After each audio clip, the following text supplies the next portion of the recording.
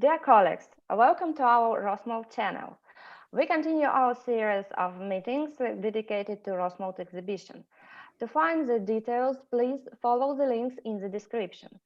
Today we will talk with Jonas Glimden, Chief Executive Officer of KUKA Nordic. Hello, Jonas. Hi, Daria. So, Jonas, Sweden is one of the countries that avoids the lockdown.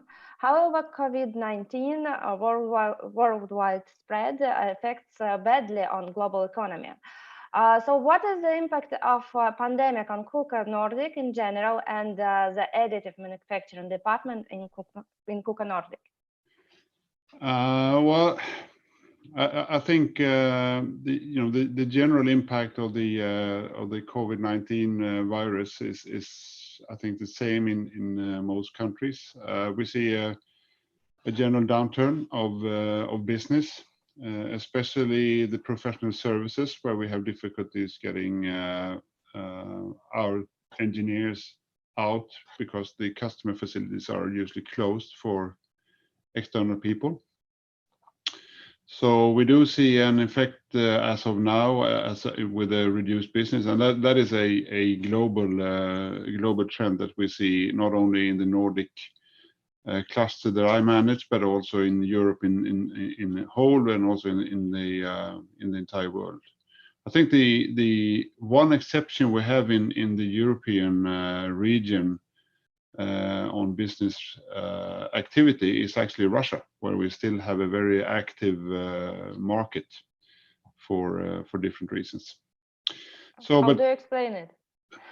Well, I think there are many different reasons, and I think it has to do with some currency effects, where it's because of the development of the ruble, it made sense for many companies to do their investments now rather than wait. I think they were nervous about because our equipment being sold in euros would get more expensive if the ruble development continued, but also probably a need in the market. And I think looking long term, I think we see a trend as a post-corona effect. I think many companies will review their supply chains, and they already started reviewing the supply chains. I think many companies realize that producing critical components for the products in single facility in the other end of the world is a vulnerable system. And I think many companies will try to move production of components closer to home, so to say. It was a trend already started, but I think that's going to be an even faster development in the post-corona world. We've also seen, if we look at our company, we've seen because of how the virus spread over the world, we first saw an impact in China, where we have 2 factories, and they got closed for a few weeks because of governmental rules. The production we have in Hungary and in Germany has been running all along. So all in all, we could see, even though we had to close in China for a few weeks, we have had no problems with delivery. We've still been able to supply the demands of the customers, and that's been good so far. Again, how many employees are working from home right now? Well, in my region, we are in all 65 people, and our recommendation is that everybody who can work from home. So if they can work from home, they work from home. And in reality, I would say that we probably have some 60 to 70% of the staff working from home, and the other ones are the ones who go on customer sites to do troubleshooting or programming or so. But we try to keep as many people as possible at home. Even in Sweden, where we had more soft regulations from the government, we all adopted the policy of getting people working from home. But what about manufacturing? How many employees are working on site at manufacturing? In the manufacturing, they cannot work from home. So, and that is if we look at the sites where we have industrial production, where we make the actual robots. One of the reasons to get everybody else working from home is to make sure that the people working in production stays healthy. So it's a way of reducing risk for the production to keep the other people who doesn't have to be on site, to keep them at home. And do you have some cooperations with universities? Yeah, well, I mean, we have many different ways of cooperating with the universities. We do a lot of the basic research we do for for future robotic products. That is done at different university all over the world. So that's one way of where we cooperate with universities. We also have many corporations in which is more local based corporations, not governed by R&D, where we work and support universities in their training of engineers with equipment or with knowledge or with in many different ways. So that's two of the ways that we also have a lot of in our R&D, especially in R&D in Germany. We take on a lot of students doing the master thesis or different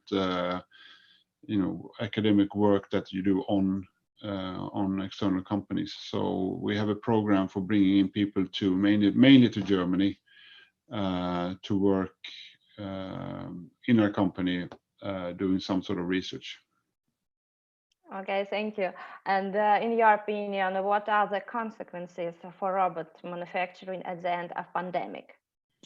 Oh, that's a tough question. I mean, I think we're all nervously awaiting what's going to happen, and obviously the engine of the economies in all our countries is consumption. You know, it's a consumption that puts a demand to companies to produce more.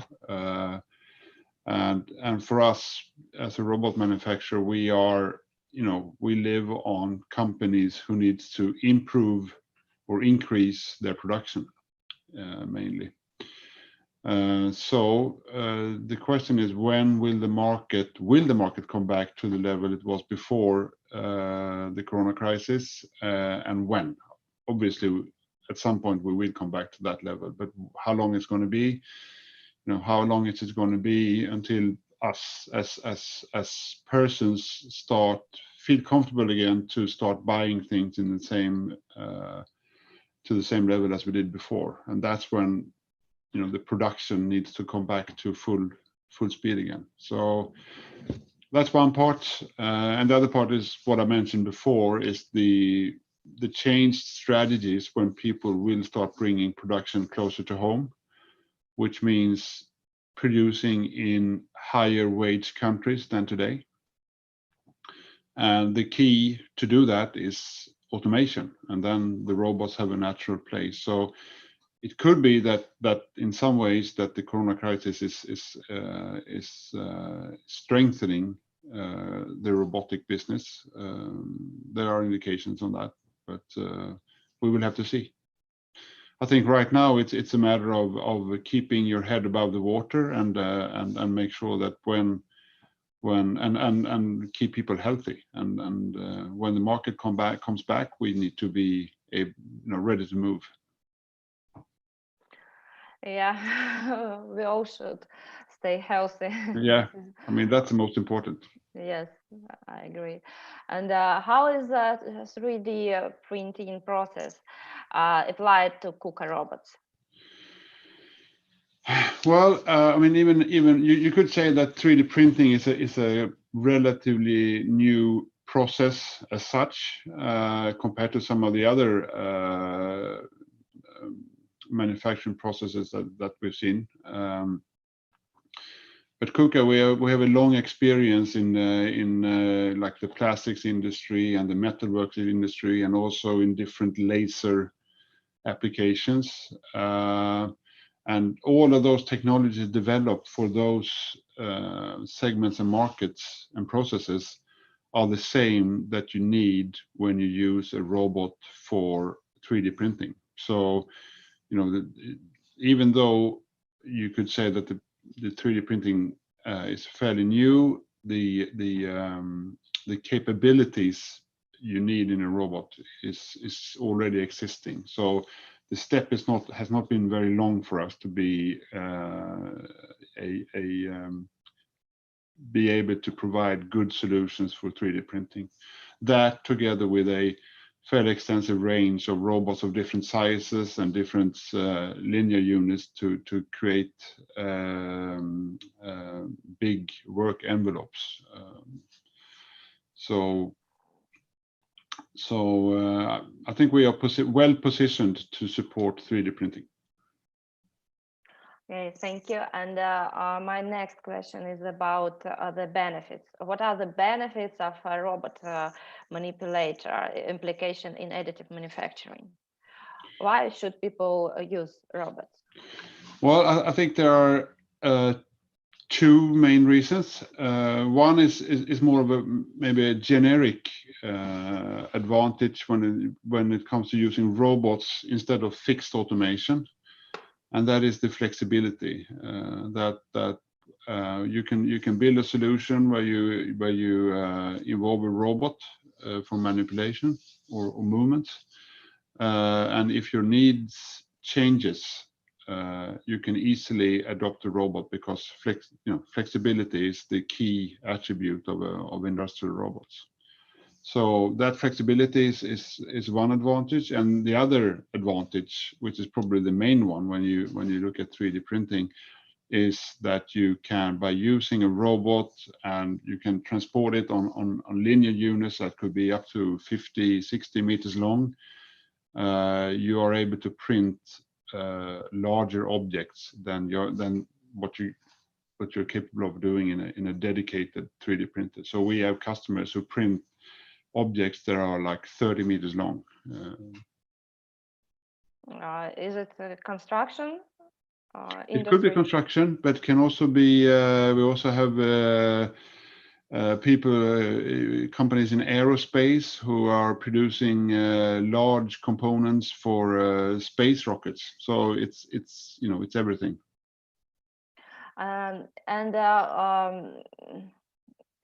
What materials for additive manufacturing could be used with KUKA robots? Well, I would say that the robot as such doesn't add any limitations. It's really the extrusion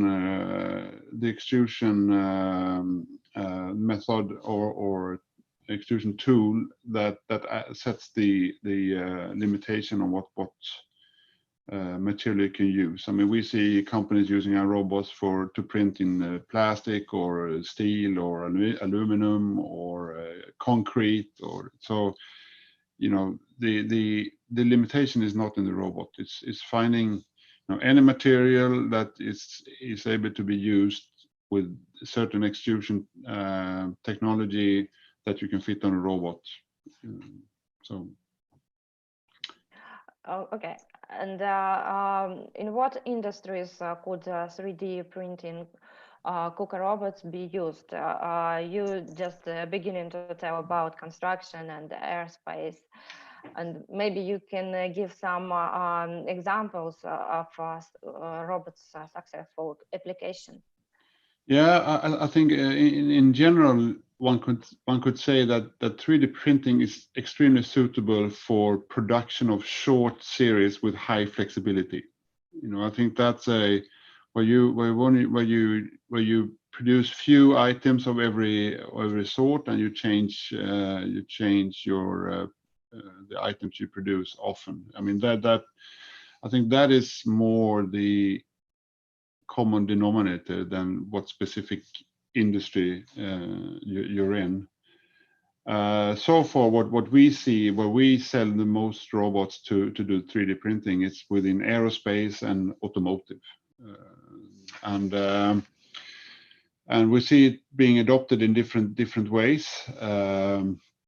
So one of the most common applications for 3D printing, as we see it, is the manufacturing of prototypes, and that's one thing that we use 3D printing for ourselves in our company, is that as we develop new products, the engineers, they print and test prototypes extensively, and the data they can collect from actually being able to easily do that really increases our decision making in the R&D process and shortens the time to design new products. So it's a real improvement to the design process. In our world, another fairly common use of 3D printing is the production of tools. I mean, we manufacture a robot arm, and on that you have to mount tools, grippers, or any other sort of tool that you can that is actually very customer specific. And I was actually last week visiting a machine builder who had recently changed their entire supply chain when it comes to building their tools, because they used to design the tools and draw up what components they needed to build a tool. They would send it away to a supplier who would, depending on what material it was to be used, they had different suppliers, and then a few weeks later they would get back the parts they had ordered. But they had recently now invested in a farm of 3D printers, so they could now print all their the parts themselves. So for them, they felt it was heavily increasing their efficiency and the possibility to manufacture a tool and do changes and everything. So they felt that they gained a lot of flexibility and also shortened their development time and construction time of the tools. And other interesting applications that I've seen. This one is not actually a robot-based one, but I think it's interesting anyway because it shows the possibilities of 3D printing. We have a partner or customer or channel who they produce silencers for military weapons, assault rifles, and they print those in titanium. And what I found interesting in that is that they told me that the silencer, you know, it has a system of very complex cavities in the silencer to suppress the sound when you fire the weapon. And they said that the way they had now designed the silencer wasn't possible before you 3D printed, because with traditional manufacturing methods you could not build it in that way. So I think that shows also that 3D printing is not only about saving cost or being effective, it can also give you the opportunity to produce products that wasn't possible before. We also have, like you said, I was in a very dirty environment looking at a concrete 3D printer. They are testing or developing, it wasn't commercial yet, but they're developing a 3D printer to print house fundaments in concrete. They were right now in the process of finding the perfect mix for the concrete for the printing. So it was very dusty but interesting, very interesting. So they used a robot mounted on a linear unit, so it could travel back and forth 40 meters, and by that they tried to print a house fundament. Was it successful? Sorry? Was it successful? Well, we'll see. I mean, I was looking at it. I saw it. I think it was 1 month ago, and they hadn't found the perfect mix yet. So they weren't really happy yet with the final, the final result. But I'm sure they will get there. But I'll keep you updated. Okay. Hmm. Did you finish, or do you have some other examples? Well, I think we mentioned before also we in the US we've been part of a project of printing big parts of a space rocket, and it's now going to be tested by NASA, and that has been a very interesting robot-based 3D printing project. Parts of the fuselage and parts of the component and the engine parts. And I think for me the interesting thing is also the breadth, the width of how many different industries and products and things you can do with this technology, and from space rockets to house fundaments. It's quite interesting. Okay, thank you so much. And how are additive technologies implemented in KUKA robots creation and designing? Well, I think I mentioned most of the ways we use it. Mainly, we use 3D printing in the design process. Like I said, it's been really shortening our design processes. That's one use, and the other use is that in our own production we build our own tools also for our own production, and we have 3D printing in the factory as well to produce tools to optimize our own production. Okay, and what are the benefits of KUKA software solutions? Well, I would say mainly two things. One is, I mean, I think like we said already, the robot is not a 3D printing tool by itself. It's an arm to control motions of an extruder that doing the adding the filament, and there's also other things around to control the printing. So one of the benefits of the KUKA software solution is that we've designed the software to be very open and easily integrated with the surrounding solutions. So we have a number of system partners who integrate the robot to do, for instance, 3D printing, and we've tried to supply a platform that is open and by that easy for them to integrate the robot in the overall solution. So the open platform is one thing, and the other thing, and I think we are unique among the robot vendors to have that, is that we have a software that we call KUKA.cnc, and what it does is that it reads G code and translate that into robotic motions. And for everyone who knows 3D printing, you know that you have a CAD file where you design the product, and you run that CAD file through a slicer software, where sort of it slices the model up and decides how the filament is to be added in the different layers that you slice the product in. And that the outcome of the slicer software is called G code.